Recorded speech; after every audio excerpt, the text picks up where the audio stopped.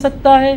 वह कहता है कि मैं एक वीर हूँ और वीर इतिहासों में एक नई लीक खींचकर सामने आते हैं। इतिहास में एक नया रास्ता, एक नई लीक बनाने का काम करने किया। वह इन जातिवाद पर बात करने वाले दम्भियों से कहता है कि जाति जाति रटते जिनकी पूंजी केवल पाखंड, मैं क्या जानूं जाति है ये मेरे भुजदंड, ये मेरी भुजाएं, ये मेरी शक्ति, वही मेरा एक असली परिचय है। जो बात कबीर कहते थे कि जाति न पूछो साधु की, पूछ लीजिए ज्ञान। ज्ञान से व्यक्ति श्रेष्ठ बनता है। शायद दिनकर जी को वहाँ से भी कहीं कोई प्रेरणा प्राप्त होती है। कर्ण कहता है कि पूछो मेरी जाति, शक्ति हो तो मेरे भुजबल से, रवि समान दीपित ललाट से और कवच कुंडल से। ये सूर्य के समान चमकता हुआ ललाट और एक कवच कुंडल जो कर्ण की ताकत है वह मेरा परिचय है, मेरी जाति मेरा परिचय नहीं है। कर्ण और भी सवाल उठाता है। केवल कर्ण ही एक ऐसा पुत्र नहीं है, अर्जुन भी जो है उसका जन्म इंद्र से हुआ था, युधिष्ठिर का जन्म यमराज से हुआ था। ये सारे के सारे जो पुत्र हैं वो किसी न किसी के आशीर्वाद या उससे पैदा हुए थे। तो कर्ण सवाल करता है सीधा अर्जुन से, क्योंकि अर्जुन ही उसका प्रतिद्वंदी है, कि सूत पुत्र हूँ मैं लेकिन थे पिता पार्थ के कौन, साहस हो तो कहो ग्लानि से रह जाओ मत मौन। ये बहुत बड़ी चुनौती, बहुत बड़ा प्रश्न कर्ण उन महारथियों के सामने रखता है। और उस समय दुर्योधन जो बड़ा चालाक था वह बाहर आता है और कहता है उसने देखा कि महाभारत के युद्ध में यदि कोई सबसे बड़ा मेरा सहयोगी हो सकता है तो कर्ण ही हो सकता है। और उसने कर्ण को अपना मित्र बनाने की बात अपने मन में ठान ली।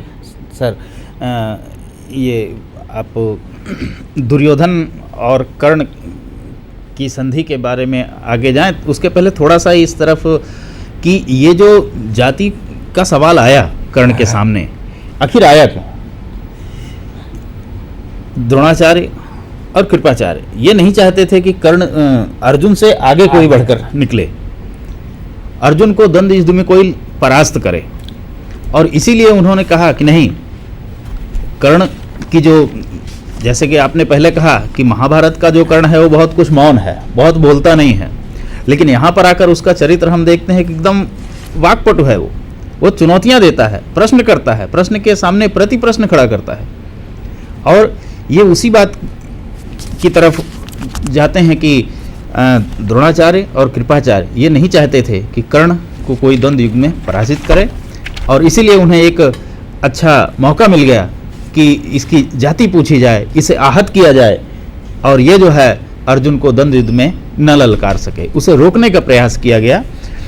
और उसके उत्तर में जब महाभारत का कर्ण मौन रहता है और यह कर्ण कहता है कि ऊपर सिर पर कनक छत्र, भीतर काले के काले, और शर्माते हैं नहीं जगत में जाति पूछने वाले, सूत पुत्र हूँ मैं लेकिन थे पिता पार्थ के कौन, और साहस हो तो कहो गलाने से रह मत जाओ मौन। ये चुनौतियां भी देता है उनको, और उसके बाद भी वो उनके वास्तविक चरित्र को बताता है। कहता है कि मस्तक ऊंचा किए जाति का नाम लिए चलते हो, पर अधर्ममय शोषण के बल से सुख में पलते हो, अधम जातियों से थरथर कांपते तुम्हारे प्राण, और छल से मांग लिया करते हो अंगूठे का दान। ये और पूछो मेरी जाति, शक्ति हो तो मेरे भुजबल से, और रवि समान दीपिक ललाट से और कवच कुंडल से। पढ़ो उसे जो झलक रहा है मुझ में तेज प्रकाश, और मेरे रोम रोम में अंकित है मेरा इतिहास। मूल जानना बड़ा कठिन है नदियों का, वीरों का, और धनुष छोड़कर और गोत्र क्या होता रणधीरों का। पाते हैं सम्मान तपोबल से भूतल पर शूर, और जाति जाति का शोर मचाते केवल कायर कूर।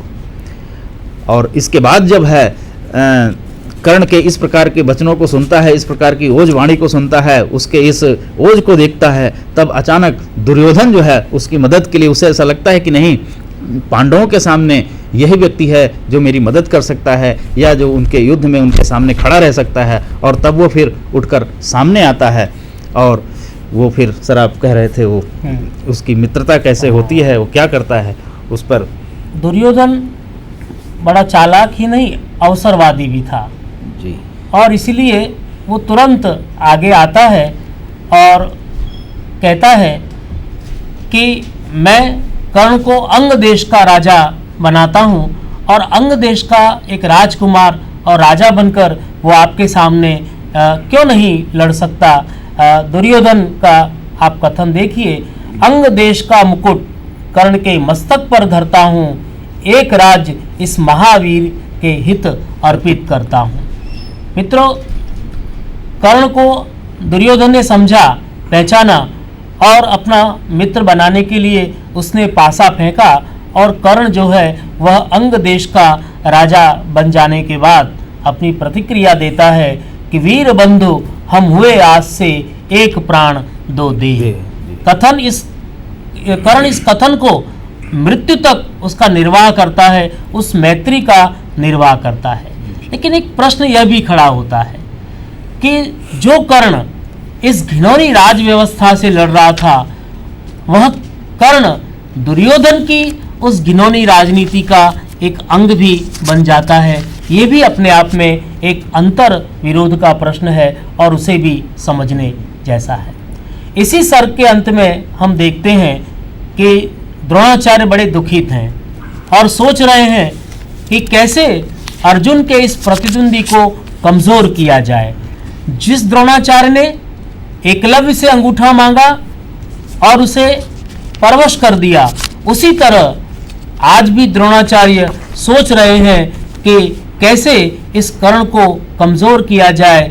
वे कहते हैं कि सोच रहा हूं क्या उपाय मैं इसके साथ करूंगा, इस प्रचंडतम धूमकेतु का कैसे तेज हरूंगा, शिष्य बनाऊंगा न कर्ण को यह निश्चित है बात, रखना ध्यान विकट प्रतिभट का पर तू भी है तात। तो ये जो गुरु की गरिमा है वो द्रोणाचार्य ने एकलव्य के संदर्भ में भी कम की और यहाँ भी गुरु द्रोण साफ कहते हैं कि शिक्षा का अधिकार सबको नहीं है, वह केवल किसी एक वर्ग के लोगों को ही है। तो दिनकर जी ने इन पात्रों के माध्यम से अपने समय की अनेक समस्याओं को उठाने की कोशिश भी की है और इसके बाद पूरी सभा जो है वो बिखर जाती है और सारे कौरव और विशेष रूप से दुर्योधन जो है वो कर्ण को बड़े सत्कार के साथ अपने साथ ले जाते हैं। जी, इसी सभा में जो है कि एक आगे जब हम इस रश्मि रथी की कथा को देखेंगे तो एक कुंती भी उसी सभा में उपस्थित होती है और वो जानती है कि कर्ण मेरा पुत्र है और जिसको इस प्रकार जाति जाति कहकर प्रताड़ित किया जा रहा है, उसे अपमानित किया जा रहा है, उस समय वह मौन रह जाती है और यही एक जो बात है वो कर्ण के मन में चुभी रह जाती है। अंत तक वो इसे नहीं भूल पाता कि उस सभा में यदि मेरी माँ ने मेरा बचाव किया होता या मुझे अपना वास्तविक पहचान बताई होती तो शायद ये नहीं हो पाता। तो यही दुर्योधन की मैत्री के साथ ही ये पहला सर्ग समाप्त होता है और उसके बाद दूसरा सर्ग है। और दूसरे सर्ग की कथा में जो है, जैसा कि आपने कहा कि द्रोणाचार्य जो हैं यह कहते हैं कि मैं इसे कर्ण को शिक्षा नहीं दूंगा, कर्ण को अस्त्र शस्त्र की शिक्षा नहीं दूंगा। तब कर्ण जो है किसी एक ऐसे गुरु की खोज में जाता है जो अस्त्र शस्त्रों का सम्यक ज्ञान उसे दे सके। और यही दूसरे सर्ग की कथा है कि जहाँ वह परशुराम जी के पास जाता है और उनसे शिक्षा ग्रहण करता है और साथ में एक श्राप भी पाता है। तो इसका जो सार है या इस सर्ग की जो बातें हैं वो कुछ आप प्रकाश डालेंगे। दूसरे सर्ग में हम अपने आप को परशुराम और कर्ण के साथ देखते हैं। कर्ण जब द्रोण से शिक्षा लेने का रास्ता बंद हो जाता है तब परशुराम जी के पास जाता है, लेकिन परशुराम जी भी गुरु के रूप में उनकी भी अपनी सीमाएं हैं। जो सीमाएं द्रोण की हैं वही सीमा परशुराम की है।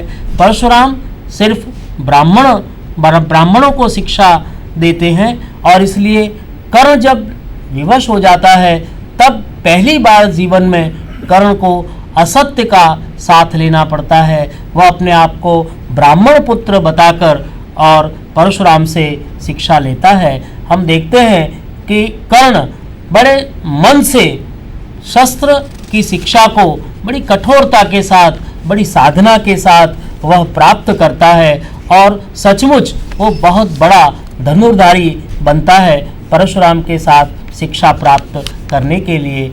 लेकिन कर्ण का दुर्भाग्य उसका पीछा कर रहा था। एक कीट प्रसंग इस दूसरे सर्ग में आता है कि परशुराम कर्ण के गोद में सिर रखकर बड़ी गहरी निद्रा में सोए हुए थे और उसी समय अचानक एक विष कीट जो है वो कहीं से आता है और कर्ण की जांघ को वह कुतरने लगता है। कर्ण बहुत दुखी होता है, उसे पीड़ा भी हो रही है, लेकिन गुरु भक्ति उसकी इतनी प्रचंड है कि वह सोचता है कि यदि इस कीड़े को मैं इस कीट को हटाऊंगा तो गुरु की निद्रा टूट जाएगी और मुझे पाप लगेगा। इसलिए उस पीड़ा को वह चुपचाप सहता रहता है। उसकी जांघों से रक्त बह रहा है लेकिन वो परवाह नहीं करता। लेकिन होता ऐसा है कि वो लहू की जो गर्म धार है वह गुरु को छू जाती है और गुरु की निद्रा टूट जाती है और वे जाग जाते हैं और देखते हैं, अरे कर्ण, तुम्हारे पाँव में से तो इतना रक्त बह रहा है और तुमने आह तक नहीं की। कर्ण बोला, गुरुजी आपकी नींद टूट जाती इसलिए मैं चुपचाप उसको सहता रहा। और परशुराम तो बड़े ज्ञानी थे, उन्हें तुरंत एक दिमाग में बात उनकी उठी कि इतनी कठोरता को, इतनी पीड़ा को सहने वाला कोई व्यक्ति जो है वो ब्राह्मण नहीं हो सकता है, वो जरूर क्षत्रिय होगा। और इसलिए उन्होंने पूछा कि कर्ण बताओ सचमुच तुम कौन हो। और पूरा रहस्य जो कर्ण का है, जो वो झूठ बोला था, वह गुरुजी के सामने आ जाता है और वे परशुराम को शाप देते हैं।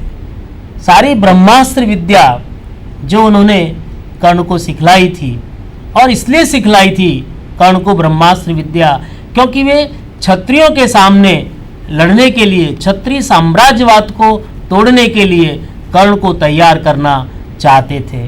और लेकिन वे शाप देते हैं कर्ण को, और शाप की जो पंक्तियां हैं वो कितनी मार्मिक हैं कि मान लिया था पुत्र इसीलिए प्राणदान तो देता हूँ, पर अपनी विद्या का अंतिम चरम तेज हर लेता हूँ। सिखलाया ब्रह्मास्त्र तुझे जो काम नहीं वह आएगा, यह मेरा शाप समय पर उसे भूल तो जाएगा। गुरु का ये शाप जो अटल था उसमें कोई बदलाव नहीं हो सकता। कर्ण अपने आप को बहुत परवश और बहुत दीन अनुभव करता है कि एक हाथ से जो पाया वह दूसरे हाथ से उसे गंवा देना पड़ा। लेकिन कर्ण को शाप का स्वीकार तो करना ही था।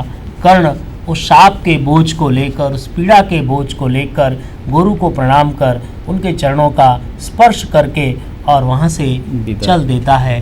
ये कर्ण का जो दुर्भाग्य है वह हमारे सामने दूसरे सर्ग में आता है। लेकिन ये दोनों सर्गों में एक बात तो साफ स्पष्ट है कि शिक्षा के संदर्भ में गुरु की गुरुता या गुरु की गरिमा का निर्वाह जो है न द्रोण ने किया और न परशुराम ने किया। दोनों अपनी अपनी जाति, अपने अपने वर्ग के लोगों को शिक्षा देते हैं। यह एक प्रश्न सबसे बड़ा हमारे सामने आता है। जी, कर्ण की गुरु भक्ति, और ये कहा जाए कि कर्ण के धैर्य की, कर्ण के चरित्र की यह दूसरे सर्ग में दूसरी परीक्षा थी। पहले सर्ग की पहली परीक्षा और दूसरे सर्ग में यह जो गुरु के प्रति उसकी भावनाएं हैं कि गुरु का स्वीकार करना, गुरु का सम्मान करना और चुपचाप गुरु के श्राप को लेकर भी वो वहाँ से विदा होता है और अपनी इस दूसरी परीक्षा में भी वह पास होता है। सर, इस दूसरे सर्ग में युद्ध संबंधी कुछ पंक्तियाँ भी हैं कि युद्ध किस लिए होता है। तो इसमें कुछ पंक्तियाँ थीं कि रण केवल इसलिए कि राजे और सुखी हों, मानी हों, और प्रजाएं मिलें उन्हें, वे और अधिक अभिमानी हों। रण केवल इसलिए कि वे कल्पित अभाव से छूट सकें और बढ़े राज्य की सीमा, जिससे अधिक जनों को लूट सकें। दूसरी कोई पंक्तियां थीं कि रण केवल इसलिए कि सत्ता बढ़े और पत्ता डोले, और भूपों के विपरीत न कोई कहीं कभी कुछ भी बोले। ज्यों ज्यों मिलती विजय अहम नरपति का बढ़ता जाता है, और जोर से वह समाज के सिर चढ़ता जाता है। वास्तव में पूरी जो रचना है जी। उसके मूल में ये जो राजाओं का जो साम्राज्यवादी जो विचार है उसको कर्ण और परशुराम ये दोनों चुनौती देते हैं। और परशुराम का जो लक्ष्य था धरा को क्षत्रिय विहीन करना, उसके मूल में ये साम्राज्यवाद के विनाश की बात आती है। तीसरा सर्ग जो है उसकी सामान्य कथा यह है कि पांडव वनवास से लौटते हैं और दुर्योधन से अपना अधिकार, अपनी जमीन, अपना राज्य मांगते हैं, लेकिन दुर्योधन एक सुई की नोक के बराबर भी उनको जमीन देने को तैयार नहीं है। वह युद्ध करना चाहता है। कृष्ण शांति दूत बनकर युद्ध को बचाने की कोशिश करते हैं और हस्तिनापुर में एक संधि प्रस्ताव लेकर, एक शांति का प्रस्ताव लेकर दुर्योधन के सामने जाते हैं, लेकिन दुर्योधन उस प्रस्ताव को ठुकरा देता है और कहता है कि युद्ध के सिवा पांडवों को ये ज़मीन नहीं मिल सकती। और दुर्योधन ने अपनी दुष्टता का भी परिचय दिया, जो उसका अपना एक खास चरित्र है कि वो कृष्ण को बांधने की कोशिश करता है। और तब कृष्ण अपना विराट रूप जो बतलाते हैं, आप उन पंक्तियों को भी देख सकते हैं कि हरि ने भीषण हुंकार किया।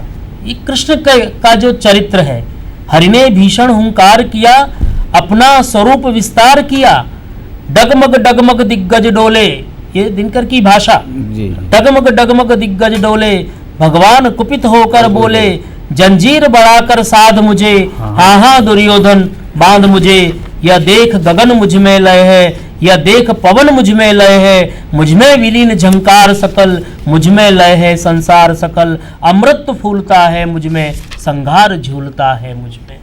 कृष्ण अपने विराट रूप का दर्शन देकर और वहाँ से हस्तिनापुर से वापस लौटते हैं और वापस लौटते समय वे घोषणा करते हैं कि दुर्योधन अब हमारा मिलन